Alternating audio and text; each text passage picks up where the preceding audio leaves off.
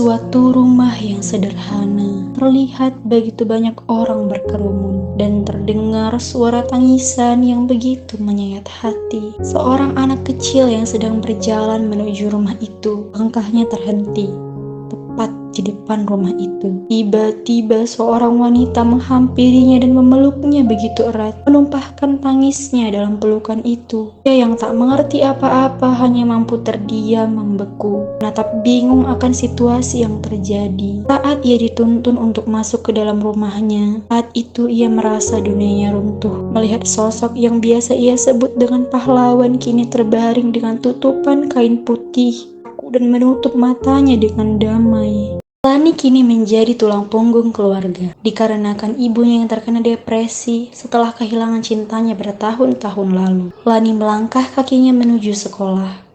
Saat ia berjalan menuju kelas, tiba-tiba 3 orang menghentikan langkahnya, dan salah satu di antara mereka berkata, Ada si Cupu nih. Gue kira lo udah gak jualan lagi. Emang kenapa? Emang ngerepotin kalian? Udah mulai berani ya lo sekarang? Tiba-tiba datang seorang laki-laki dengan paras yang menawan. Sebut saja namanya Arga. Ia adalah pacar Lani. Mereka sudah menjalin hubungan 1 tahun. Dengan emosi, ia berkata, Gua nggak ngerti lagi ya sama tingkah lo bertiga yang nggak pernah berubah, terutama lo. Ide lo ngapain nyalahin kita? Kamu kok nyalahin aku sih? Terus mau salahin siapa? Suasana memanas. Ica yang sok tersenduh diiringi tetesan air mata, serta melodi dan Shirley yang menenangkannya. Lani yang malas dengan suasana dramatis dan melihat mereka yang playing victim itu pun segera mengajak Arga untuk pergi dari situasi itu. Saat Lani berjalan menuju kelas, langsung disambut dengan teriakan sahabatnya. Lani kenapa? Mereka lagi ya? Emangnya mereka nggak pernah kapok biar aku kasih pelajaran? Ucap sahabat Lani yang lain. Namanya Karina. Beliau jago bela diri. Karina sudah ancang-ancang akan pergi dari kelas, namun dicegah oleh Lani. Udah gak usah. Sebentar lagi bel masuk tuh. Gak usah ladenin mereka. Kamu juga gak balik ke atas. Iya sayang, nanti pulangnya bareng aku ya. Iya, aku tunggu di tempat biasa. Bel masuk berbunyi. Lantas mereka pun melanjutkan kewajibannya sebagai siswa. Bel pulang sekolah, sesuai janjinya, Arga mengantar Lani untuk pulang. Di perjalanan pulang, mereka berbincang banyak hal, mulai dari pelajaran sekolah, bahkan sampai hal yang tidak penting pun. Sesampainya di rumah, Arga langsung berpamitan untuk pulang ke rumahnya. Setelah Arga pergi, samar-samar dari luar, Lani mendengar teriakan ibunya. Lantas ia berlari ke dalam rumah. Betapa terkejutnya ia melihat rumahnya sangat berantakan dan melihat kondisi ibunya yang menyakiti diri sendiri. Lani memeluk ibunya, berusaha menenangkan sambil tersenyum. Setelah beberapa menit, kondisi ibunya mulai membaik. Lani mengantarkan ibunya ke kamar tidur. Lani lantas membersihkan rumahnya. Banyak pecahan kaca berserakan di lantai. Ini bukan pertama kalinya, tapi sudah sangat sering terjadi saat tiba-tiba depresi ibunya kambuh. Hari-hari berlalu. Seperti biasa, Lani bangun pagi untuk menyiapkan sarapan untuk ibunya. Lani ke kamar untuk mengambil obat ibunya di kamar. Ternyata obat ibunya sudah habis. Astaga, obat ibu udah habis. Gimana ya? Uang hasil jual kue juga gak cukup untuk membeli obat. Duh, aku harus gimana? Pulang sekolah, aku harus coba cari kerja. Lani menyalami ibunya. Ibunya menatap Lani, memandang dengan sangat lembut. Ibunya tersenyum. Untuk pertama kalinya setelah beberapa tahun, akhirnya Lani melihat senyuman ibunya yang begitu tulus.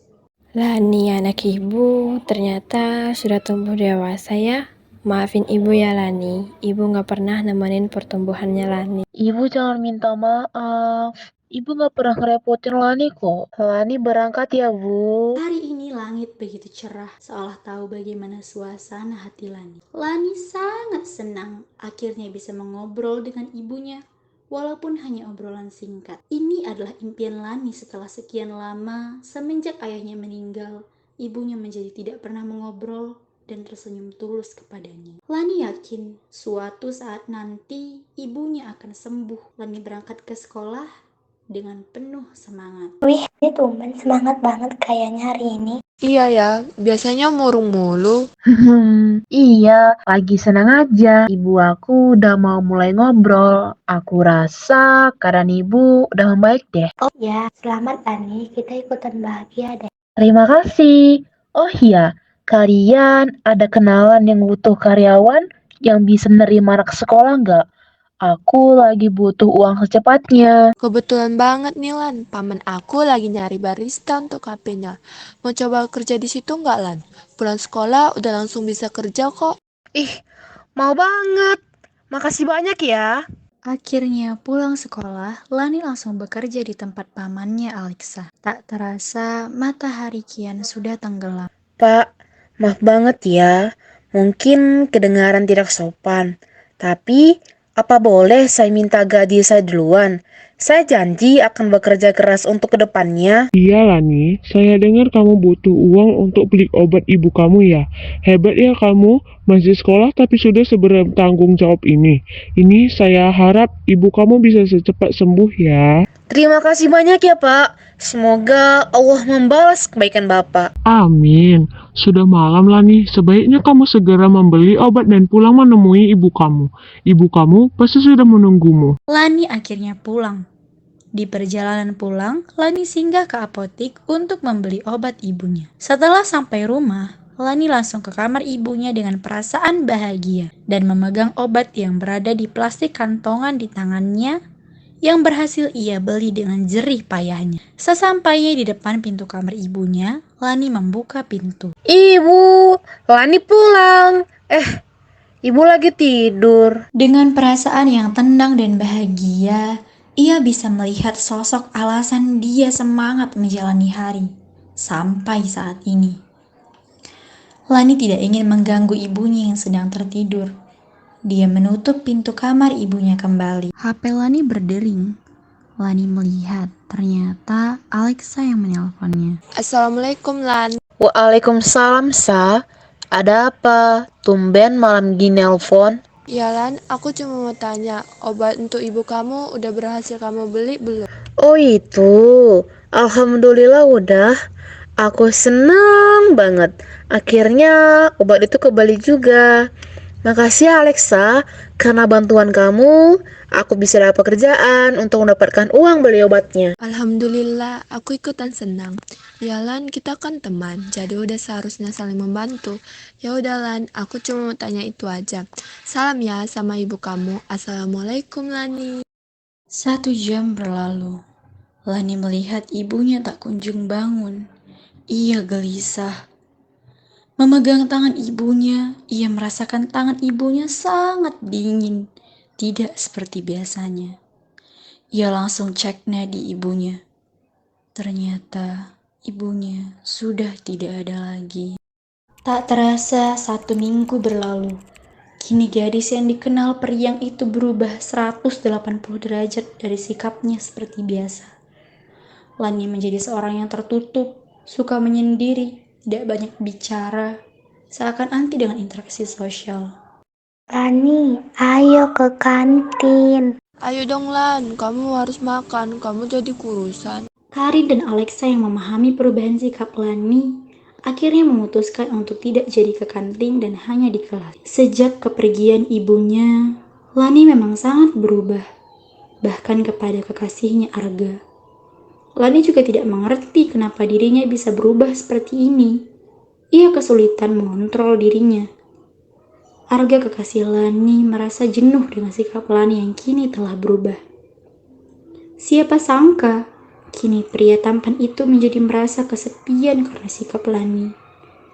Kini mereka menjalani seperti orang asing yang tidak saling kenal, namun berstatus pacaran. Hari-hari berlalu. Usaha-usaha Ica untuk mendekati Arga tidak mengkhianati hasil.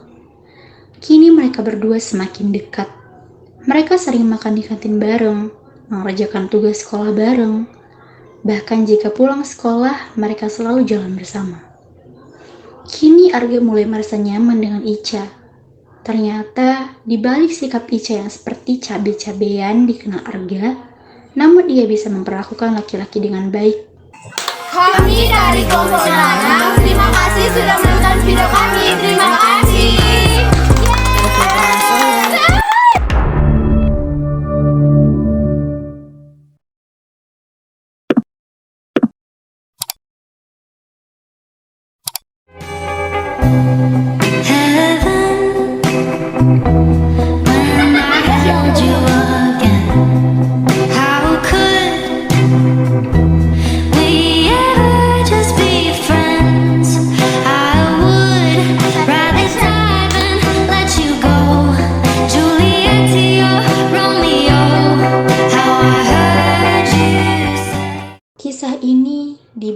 untuk menyuarakan teman-teman yang mungkin mengalami seperti Lani. Hati kami ikut teriris belakangan ini. Tingkat bunuh diri meningkat. Melalui kisah ini, kami berharap setelah ini teman-teman akan merasa hidupnya jauh lebih berharga. Kami hanya ingin memberitahu bahwa hidup sangat berharga, dan bagaimanapun keadaan kalian, kami harap di dunia yang seluas dan seramai ini, jangan pernah merasa kesepian, karena kamu tidak sendiri.